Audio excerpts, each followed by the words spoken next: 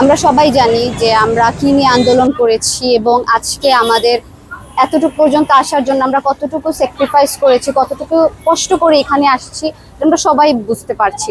তো আমরা এখানে এসেছি একটি দেয়ালে গ্রাফিতি করার জন্য। আর এখানে আমাদের মূল উদ্দেশ্য হচ্ছে ভবিষ্যতে যারা নতুন প্রজন্ম যারা আসবে তারা যাতে দেখতে পারে, শিখতে পারে, তারা যাতে ইতিহাসটা যাতে মনে রাখতে পারে, সেজন্য আমরা এখানে গ্রাফিতিটা করতে আসছি।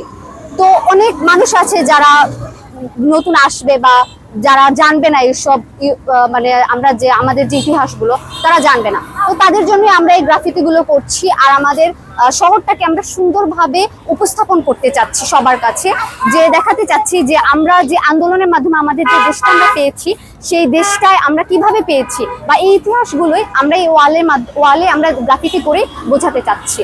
তো সবাইকে এটাই বলবো যে আপনারাও যেখানেই থাকুন না কেন এভাবে গ্রাফিতি করবেন, গ্রাফিতি করে একটা সুন্দর একটা মানে আপনারা এনজয় করতে পারবেন, পাশাপাশি এনজয় করতে পারবেন এবং নতুন প্রজন্ম যারা আছে তারাও এসে একটু শিখতে পারবে, বুঝতে পারবে যে এখানে কোন ইতিহাসটা নিয়ে বলা হয়েছে বা কি নিয়ে এখানে বলা হয়েছে।